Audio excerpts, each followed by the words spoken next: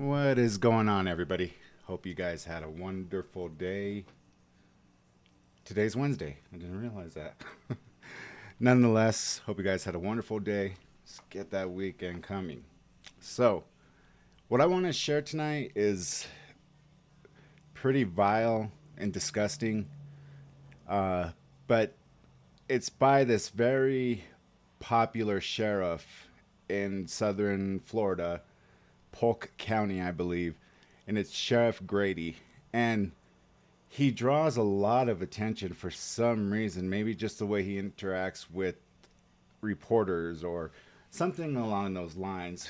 But yeah, he doesn't hold back. And for that, every single incident that happens, he gets millions of views.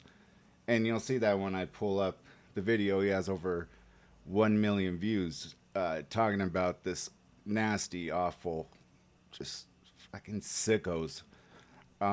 So yeah, sometimes it might feel like it's drawing out, like, maybe speaking monotone, he might go up a little bit, down a little bit. But honestly, if you listen to it, if you watch it, he really goes into a lot of detail, not about, not about things that they're still investigating, but definitely showing the public, hey, really got to be on the lookout for these types of predators. So without further ado, let me go ahead and play this by, like I said, his name is Sheriff Grady. I don't know his last name or his first name. But yeah, look at this. Nasty, nasty people. 17 arrests after undercover child predator sting.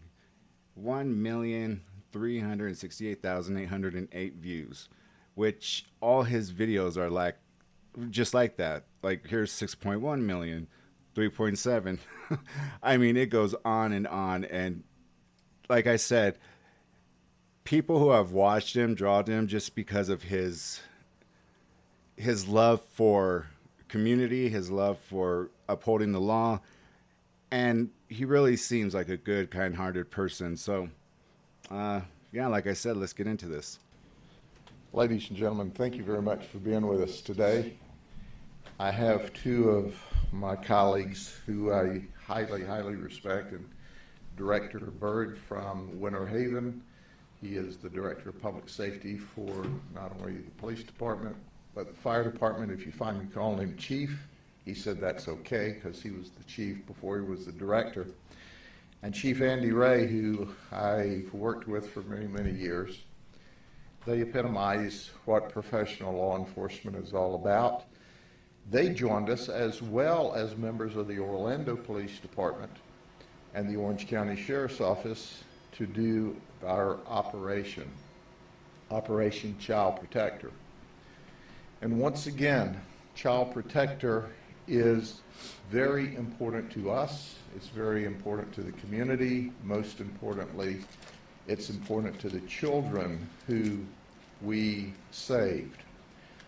What you see on this board here, and I'm going to go over this individually, are deviants, incredible deviants.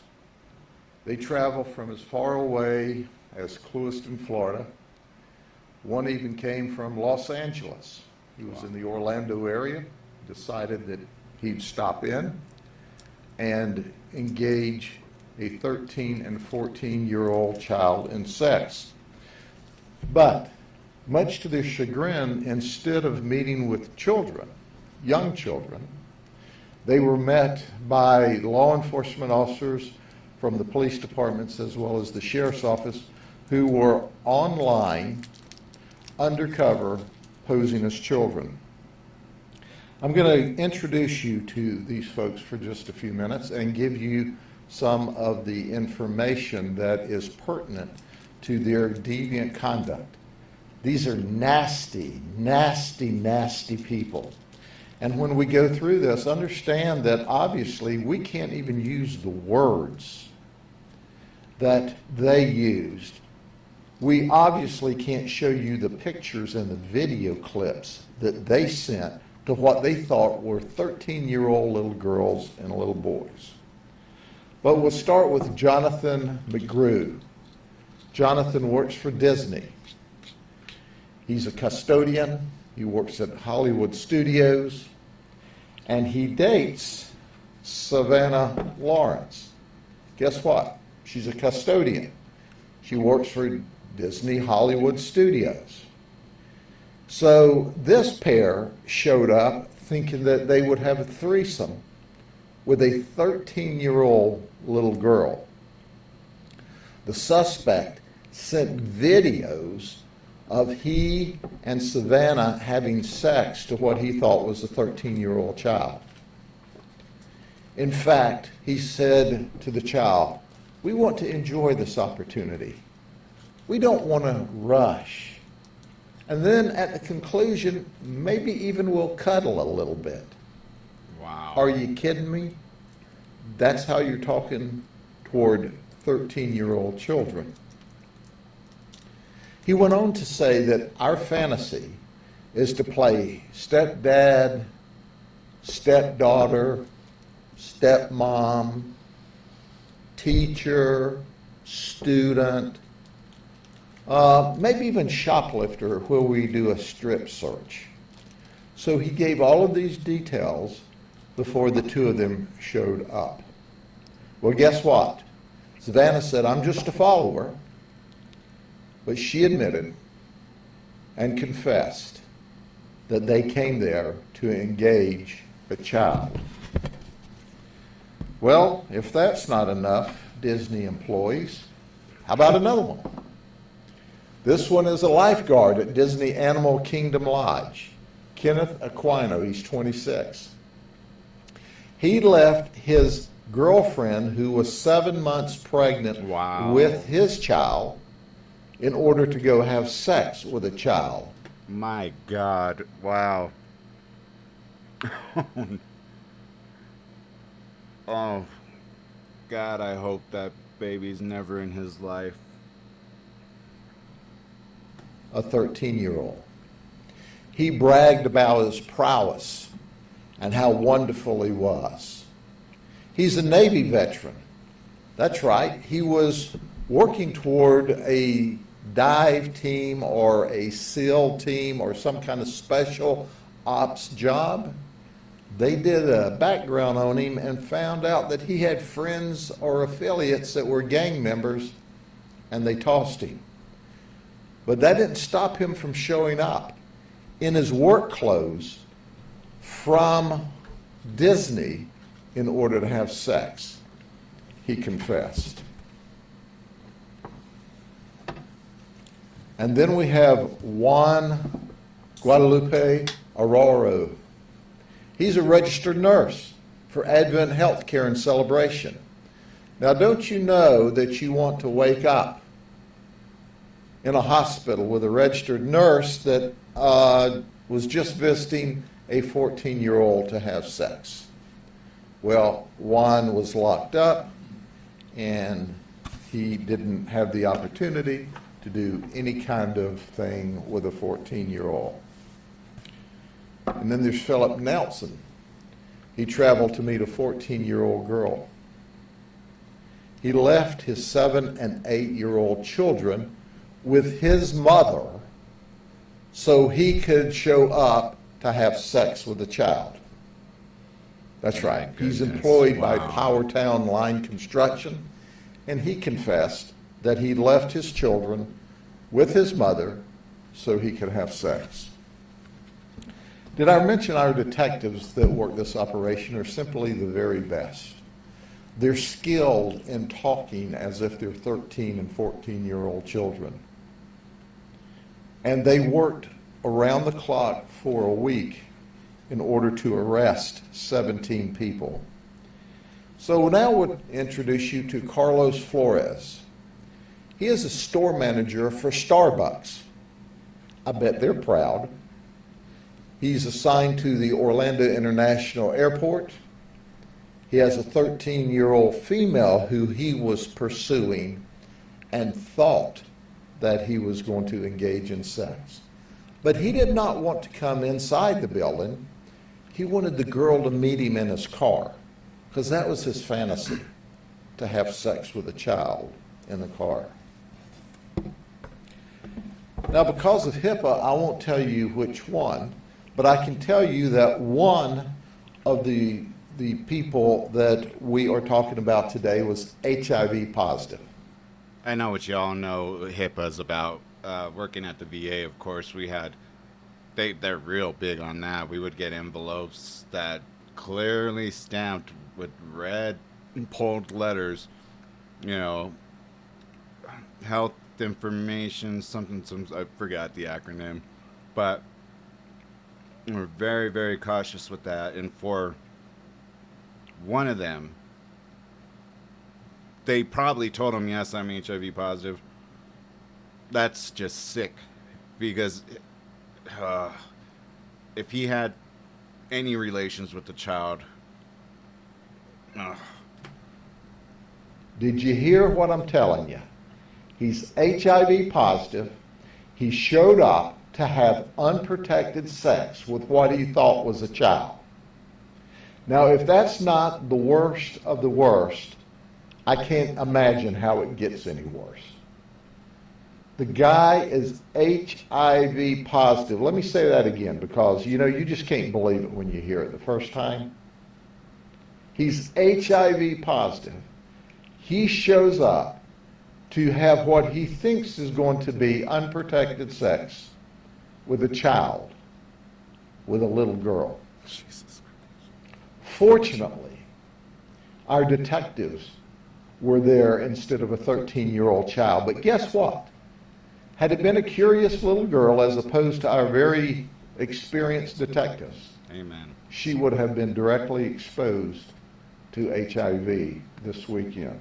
You know, one thing too is he gives a lot of credit to his detectives, and so he'll say it over and over again how great the detectives are, and he's very, how can I say it? There's usually like not necessarily a rift, but the point of the point of sheriffs and cops, I know you guys probably know, was when the sheriffs were basically invented, they were there to make sure the cops were in line. Now they just work in tandem together, which, it changed over the years. So that's completely fine if they're collaborating on something like this. That's awesome. But he definitely gives credit where credit is due. And then there's Thomas Snyder. He is a custodian. There's something with custodians, this operation. But he works for Valencia Hills Nursing and Rehab Center in Lakeland. Oh my God. He thought he was showing up to have sex with a 14-year-old boy. In fact, he was at work when he was carrying on the conversations with the undercover operatives. You can't make this up. You can't make up what I'm about to tell you. He says, I like smelly feet. Did you hear that? He likes smelly feet. What the fuck? He wanted to smell the little boy's feet. And then he wanted to play with his toes. This dude right here, 5 brain cells, 4 aren't working. All of these guys, 5 brain cells, 4 aren't working. These are dangerous people. He talked really, really nasty during the undercover conversations, which tells us that that was probably part of his fantasy or his sexual desire. And then there's Jeremiah Davis from Clewiston. He came from Clewiston. He is a garbage truck driver. That's what he does. He hauls garbage to the dump. I know this is totally irrelevant, but does it look like he's wearing makeup right there? I don't know what it's called, the type of makeup you put right there, but it kind of looks like it, right? Well, we hauled him to the jail. He's also an Army veteran, and he thought he was going to show up for a 14-year-old girl.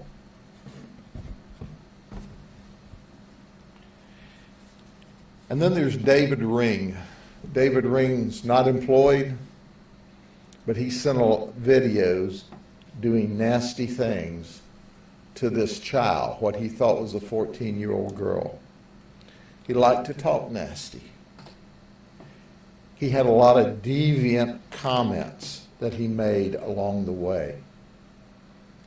He said his fantasy was to meet her in a pharmacy bathroom to engage her in sex. This guy's got a problem. The reality is they all have a lot of problems that they've created for themselves by violating the law, and we want to send them to prison. We want to keep them away from little girls and little boys. Then there's Jared Justice, all the way from Los Angeles, California. Wow. He showed up on vacation, but he only needed to buy a one-way ticket because he's not flying back to Los Angeles anytime soon. He's married. Mrs. Justice, did you hear that? Your married husband showed up from Los Angeles thinking he was going to have sex with a 13-year-old little girl while you're in Los Angeles behaving and holding the house down. His last name is Justice. That's what we're going to get. Justice for justice. And our justice for justice, we hope, will be 10 or 15 years in prison. Good. This ain't California. You know, there won't be a wave and a smile and out the back door here. Oh, he brought condoms and candy. Sour Patch Kids. I don't think they came from Los Angeles. He stopped at the convenience store.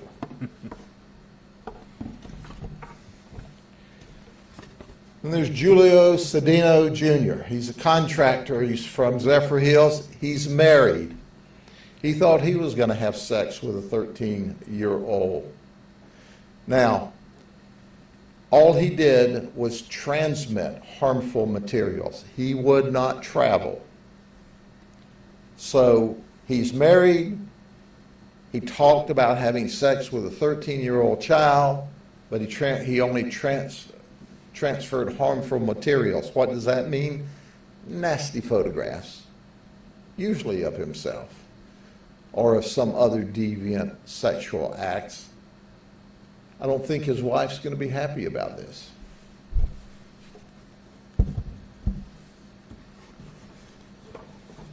Then we have Leor Inbar.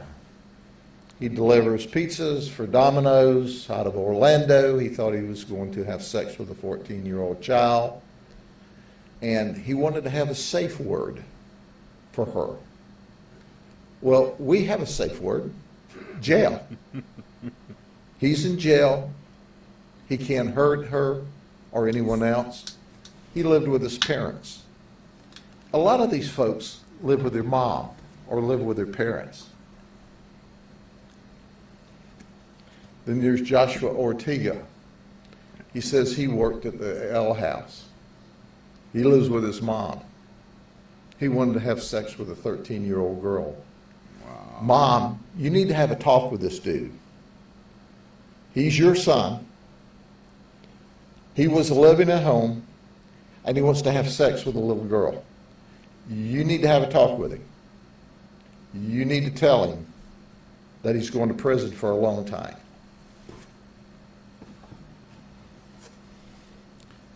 The last one I'm going to speak about here is Edward Mcgaff again. He's from Orlando. He says he's a professional poker player. He lost. Yeah, he did. It didn't work well. He doubled down, and we trumped him. He sent harmful material. He thought it was a 14-year-old girl. So when we went to pick him up, we actually showed him the chats. You know what he said? Oh, this is real bad. No kidding. It's real bad. Now you say to yourself, self, why didn't he travel? He couldn't travel. Somebody stole his car. So he just talked nasty and sent harmful material. So at the end of the day, this is just one more investigation of many that we have. But the strength, once again, of our investigations are with the men and women of the police departments who work very, very hard alongside of us to make this successful. Let me turn the podium first over to Chief Andy Ray and then to Director Byrd for their comments. Thank you, Sheriff. Good afternoon. Just wanted to say thank you to the Sheriff for his leadership on this particular operation, operations of this sort. Operation Child Protector is another success, obviously. Our concern is, we all share the concern, and that is for kids. We know it's parents and grandparents' jobs to look after their children, to try to give them guidance and to protect them from things that are out there. The web is a dangerous place. There are lots of places that people like this, bad actors, can get to children, and it's important for them to understand that and to reinforce that with their kids. There are lots of opportunities to get in between that, and so we want parents and grandparents to do that. In addition to that, it's our job to help protect those kids from people who would prey on them. And so we're always glad to work with the Sheriff's Office. We have a great relationship in Polk County, all the agencies here.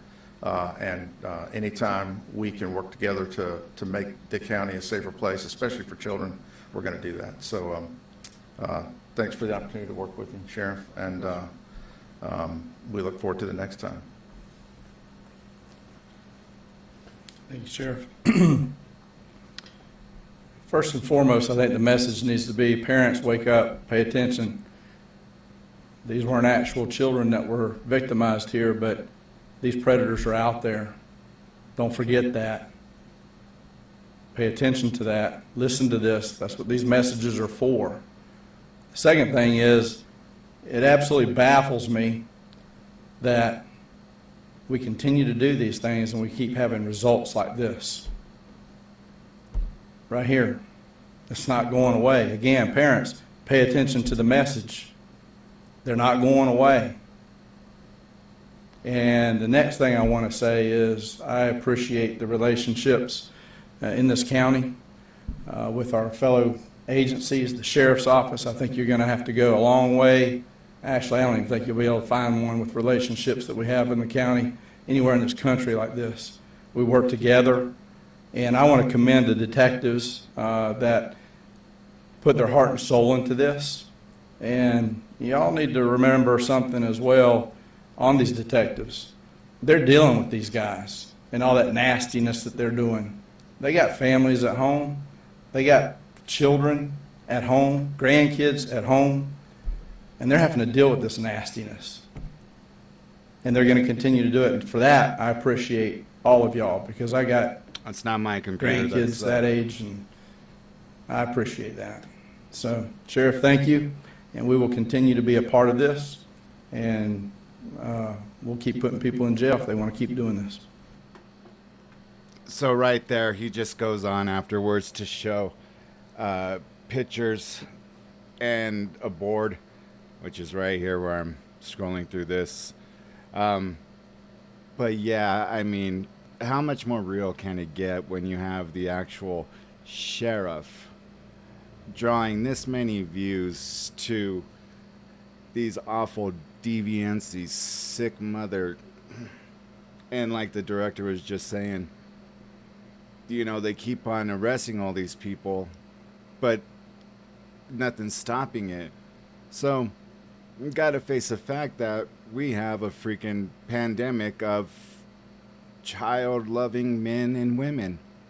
And that's just sickening to me. Like, I cannot fathom how you can be attracted to something so innocent, so young, and oh my God, I would lose my shit if my daughter ever got caught in that situation, and she's only 7, but I'm just saying, as the older as she gets, I mean, there's a lot of freaking predators out there that, like he said, you know, they'll prey on the young, prey on the weak, and just thank God that dude or chick, whoever had HIV, I think it was a dude, he kind of let that part go.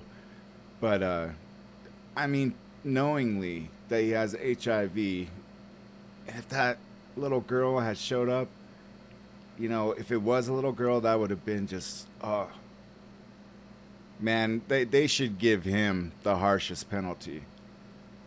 You know, I don't know if it's a law for disclosing HIPAA. Like, I think they have to disclose it when they're in prison, but, you know, I don't know. I'm just at a loss for words how sick these assholes are. So I find it entertaining in the fact that they're out there doing their jobs, and I commend, you know, all police officers. You know, I know a few bad ones. It doesn't represent all of them. You know, we've had our fair share of, you know, really awful police officers that, you know, finally the law catches up with them. But there are a lot of good ones out there, and believe me, I absolutely know. Just believe me when I say that. So anyways, guys, hope you found this video informative. For any of you who have children around that age, just, you know, keep a watch, keep an eye out for them, because you never know what or who they can run across, and when they're playing these video games and doing whatever, just keep an eye on them. Anyways, guys, I'll go ahead and stop it right here and upload something maybe a little bit lighter. I don't know. You guys let me know what you think, and until then, peace.